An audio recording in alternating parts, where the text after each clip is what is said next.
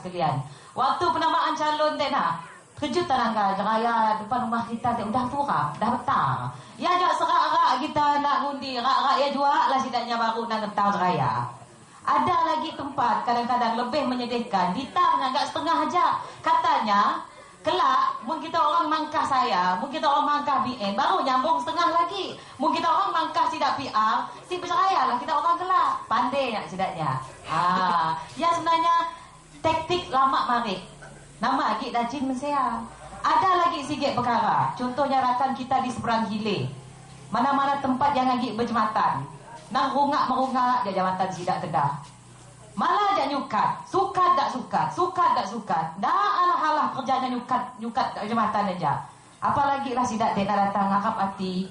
Rindu hati. Mudahan ada jembatan. Mudahan jeraya dapat diturap. Sampai kita hari si jua ada jeraya. Masih jua makin jembatan rungak. Itu bahayanya. Ni janji-janji.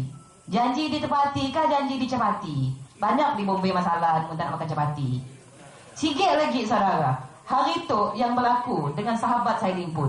Berjumpa dengannya. Mukanya masa menjus dia tedah. Rakan saya seorang ibu tunggal. Ada 2 orang anak. Bila ditanya apa kena muka kena ya katanya. Yang ada bantuan yang diberikan kepadanya. Yang biasa menerima RM200 sebulan. Si dah terlewat dah. Si ada bantuan diberi dengannya sejak hari itu.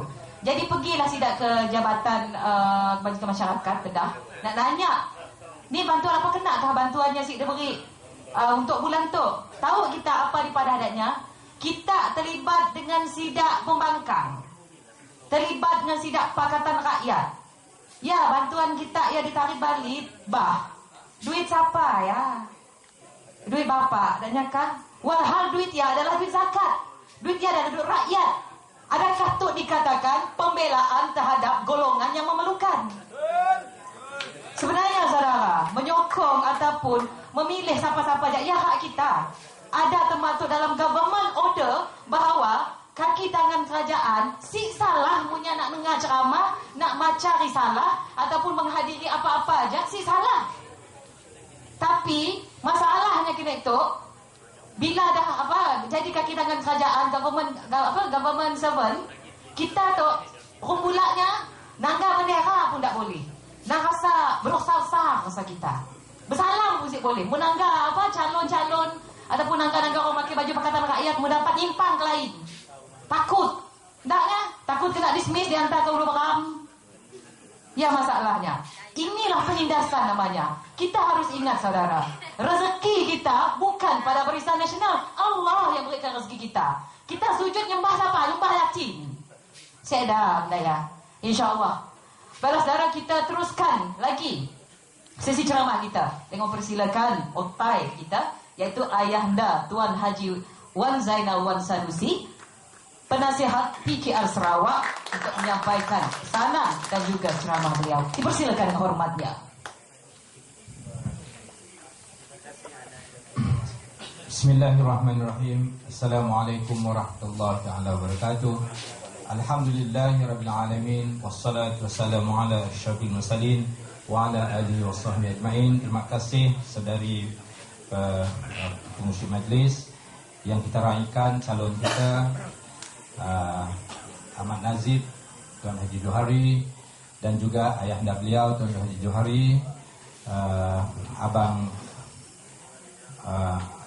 Hamdan, Lieutenant Colonel Abang Hamdan, dan juga rakan saya, rakan lama sebenarnya Abang Ismail, sebujang yang baru kita buat kenal sunang, mungkin dah pernah berjumpa lah. Jadi tuan-tuan, puan-puan, adik kakak sekalian, terima kasih kepada tuan rumah kerana sudi membenarkan kita menggunakan kawasan ini untuk sesi ceramah kita pada malam ini. Jadi tuan-tuan dan puan-puan, kita sudah hampir sampai ke penghujung ya kempen, yakni kita akan mengundi pada 5 hari bulan, yakni kira-kira 3 hari lagi. Jadi tuan-tuan dan puan-puan, mungkin dah banyak kita dengar sepanjang hampir 2 minggu kita berkempen, banyak isu-isu yang kita dengar. Jadi tuan-tuan puan-puan, malam ini saya nak update semua kita tentang development ataupun perkembangan politik sepanjang kita berkempen di seluruh Malaysia selama mulai daripada tanggal 3 hari bulan lalu. Jadi adik kakak sekalian, saya baru menerima satu SMS dari seorang kawan, seorang rakan yang punya kawan akrab dalam bilik gerakan UMNO di Kuala Lumpur. Jadi mesej ini mengatakan, Barisan Nasional hanya mungkin boleh dapat kurang daripada 100 kursi, daripada 222 kursi. Ini maklumat yang terakhir. Ini yang terakhir. Jadi ini sepatutnya boleh menyuntik semangat kita dalam perjuangan ini. Bermakna harapan Pakatan Rakyat untuk menubuh kerajaan pada 6 hari bulan ini adalah begitu cerah sekali. Yakinlah. Kita yakinlah. Ya. Saudara Jaafar tadi, dia sudah menjelajah hampir ke seluruh Malaysia. Apa yang sebenar yang disampaikan oleh beliau tadi ialah perkembangan politik yang sedang berlaku di Semenanjung dan juga di Sabah. Kita penuh yakin di Semenanjung dan Sabah, dengan adanya sambutan rakyat seperti itu, tsunami yang bermula daripada 2008 yang hampir-hampir menumbangkan Barisan Nasional, kali ini tsunami itu tetap akan membasuh dan menolak dacing yang sudah bakaran itu. Dan insya-Allah dengan tsunami yang begitu kuat kali ini, tsunami yang akan memastikan Barisan Nasional tidak akan lagi berkuasa di bumi Malaysia ini. Percayalah adik kakak sekalian, tsunami sudah bermula pada 3 hari bulan, sebenarnya pada 2008 dulu, dan sekarang tsunami itu sudah menjadi lebih ganas dan lebih kuat, dan ianya akan menenggelamkan dacing yang sudah berkarat, kata saudari pengusi kita tadi, dan akan menghantar Pakatan Rakyat ke Putrajaya. Yakinlah. Tuan-tuan dan puan-puan, adik kakak sekalian, Pakatan Rakyat adalah pilihan kita pada kali ini. Kita tidak dapat membiarkan Barisan Nasional terus berkuasa. Di mana-mana saya berceramah, saya menekankan perkara yang sama, hampir sama. Yakni kita tidak dapat terus menyokong sebuah institusi kerajaan yang mengamalkan rasuah dan salah guna kuasa. Inilah yang telah berlaku di negara kita selama lebih 50 tahun. Buktinya adik kakak sekalian. Pada masa ini, pada ketika ini, negara kita sedang menanggung hutang yang begitu berat. Tadi Lieutenant Colonel ada nyebut hutang negara kita pada masa ini sudah melewati angka 500 bilion. Hampir kepada 53% daripada pendapatan negara kasar. Kalau angka ini sampai kepada 56%, negara ini akan menjadi sebuah negara yang bankrupt. Seorang menteri kanan dalam kabinet Najib Razak, orang Sarawak, namanya Idris Jala. Dia orang Kelabit walaupun namanya Idris. Dia telah mengatakan, kalau tren rasuah berlaku dan terus berlaku di Malaysia ini tanpa usaha untuk memberhentikannya, maka pada tahun 2019, sebelum pun 2020, Malaysia akan menjadi sebuah negara yang bankrupt. Itu adik kakak, bukan saya yang kata. Itu Idris Jala yang kata. Menteri kanan dalam kabinet kerajaan Malaysia yang ada pada hari ini. Dan saya yakin, kalau memang betul kerajaan Malaysia terus mengamalkan rasuah dan salah guna kuasa itu, kita tidak mungkin sampai kepada tahun 2020 yang seperti diangan-angankan oleh pemimpin-pemimpin Barisan Nasional. Kononnya ketika itu negara ini akan menjadi sebuah negara yang berpendapatan tinggi, dan tuan-tuan semua akan dapat pendapatan yang tinggi. Bayangkan adik kakak sekalian, sekarang sudah 2013, lagi 7 tahun, ya. Kalau sudah 23 tahun mereka gagal menaikkan tahap ekonomi ini, negara ini kepada tahap yang seperti mana yang mereka harapkan itu, yang tinggal 7 tahun itu apa yang mereka boleh buat? Hutang sudah 500 lebih bilion. Dan yang lebih menjadikan lagi, disebabkan rasuah dan salah guna kuasa. Daripada 2001 hingga 2010, wang kita, wang rakyat Malaysia yang dihantar keluar negara secara haram oleh para pemimpin Barisan Nasional, angkanya ialah 285 bilion. Itu mengikut satu kajian, yakni kajian yang telah dibuat oleh Global Witness. Tetapi sebelum itu, ada lagi satu kajian yang telah dibuat oleh Transparency International mengatakan sebenarnya angka wang Malaysia, wang rakyat Malaysia yang telah dihantar keluar negara secara haram hampir mencecah 500 bilion. Sama banyak dengan hutang negara kita pada hari ini. Kita hanya nombor 3 selepas China. Kalau negara China, ya, kalau duitnya bocor pergi keluar negara, kita faham. Negara China mempunyai potensi ekonomi yang begitu besar dan mungkin menjadi sebuah ekonomi yang paling besar di dunia. Tetapi Malaysia, ekonomi kita kecil aja. Pendapatan negara kasar kita setahun tidaklah begitu besar. Tapi kita nombor 3 dalam dunia, ya. Nombor 3 dalam dunia dalam rekod duit haram keluar negara. Tanya para pemimpin Barisan Nasional, kenapa ini boleh berlaku? Itulah tadi kata Letnan. Daripada hutan, daripada tanah, jual, beri pada kroni, dia jual 90% hasilnya, dia hantar keluar negara. Singapura dan juga Hong Kong yang terdekat lah.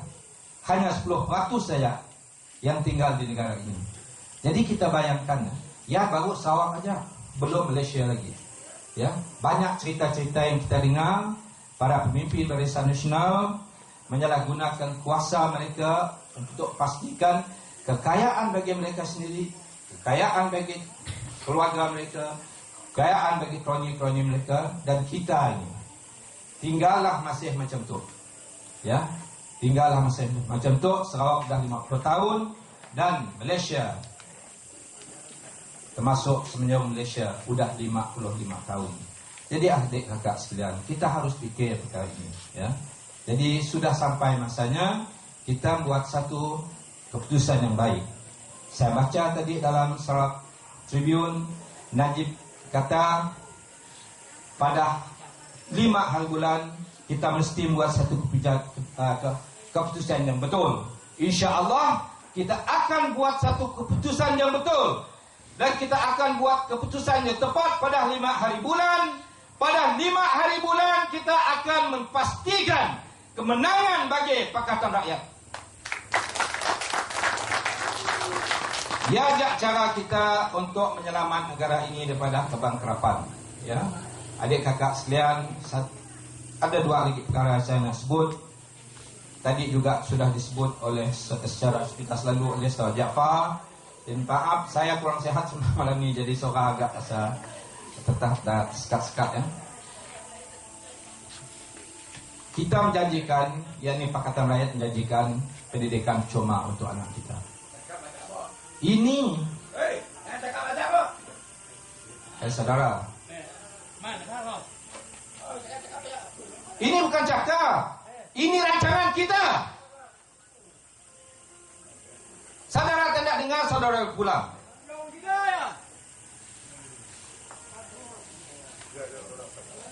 Ini yang kita rancang untuk rakyat Malaysia. Tanpa kecuali, termasuk saudara itu.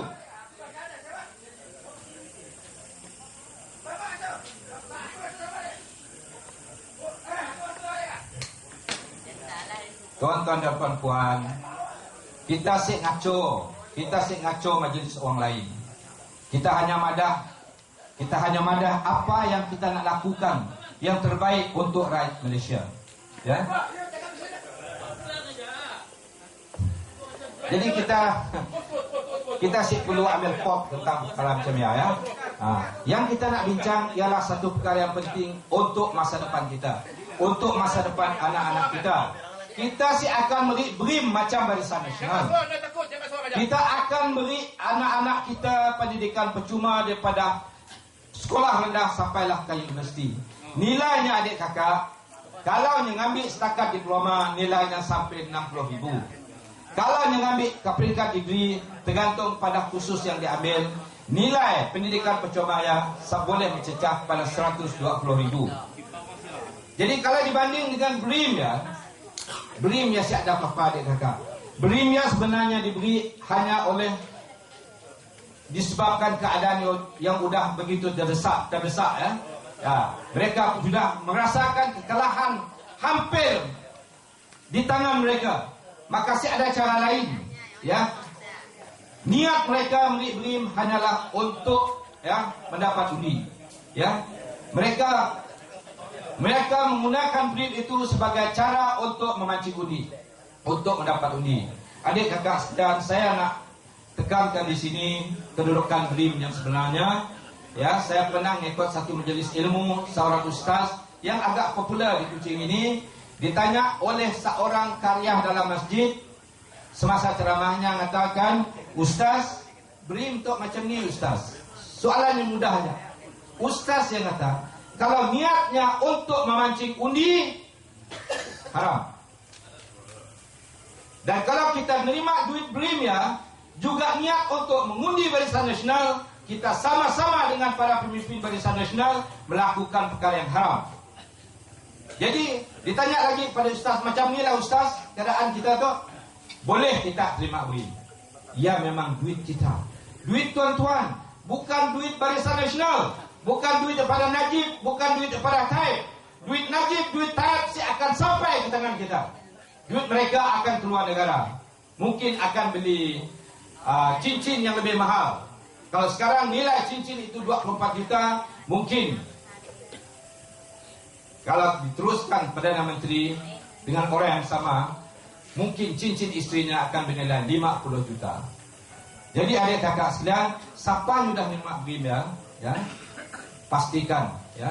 Kalau dulu betul niat nak undi Barisan Nasional, tapi sekarang kita dah tahu kalau undi Barisan Nasional disebabkan menyimak BRIM ya, kita akan sama-sama melakukan dosa rasuah pemberi dan penerima hukum sama. Jadi ustaz kata tukar niat, duit BRIM ya, duit kerjaan, hak kita masuk poket, memang kita layak untuk dapatnya, tetapi kita tidak boleh mengundi Barisan Nasional. Siapa yang sudah menerima BRIM ya, jadi tukar niat pada 5 hari bulan, pastikan undi itu tidak pergi kepada Barisan Nasional. Tuan-tuan dan puan-puan sekalian, harapan demi harapan telah diberi oleh para pemimpin Barisan Nasional, tapi nampaknya harapan yang besar hanyalah jatuh pada para pemimpin dan kroni-kroni mereka. Jadi sebab itulah kita berazam untuk membentuk sebuah sistem pendidikan, sebuah sistem pemerintahan yang lebih baik di Malaysia, yang lebih baik daripada apa yang diamalkan oleh Barisan Nasional. Jadi oleh itu kita berharap dengan izin Allah, dan saya yakin dengan usaha kita pada 6 hari bulan kita akan mampu untuk menukar pusat pemerintahan di Putrajaya daripada tangan Barisan Nasional kepada tangan Pakatan Rakyat, dan kita akan tukar Perdana Menteri daripada Najib Razak kepada Anwar Ibrahim, dan DP 194 Putrajaya ini kita akan tukar fadilah dengan calon kita Ahmad Nazif Johari. Dan insya Allah kalau kita berjaya menubuh kerjaan pada 6 hari bulan, pada pilihan raya negeri yang ke-11 akan datang, kita pastikan Taib tidak lagi menjadi ketua menteri, dan menteri-menteri dia tidak akan lagi memimpin kerajaan negeri ini. Kerajaan negeri Sarawak akan pindah tangan juga kepada Pakatan Rakyat. Wabillahi taufiq wal hidayah. Wassalamualaikum warahmatullahi wabarakatuh. Terima kasih ayah.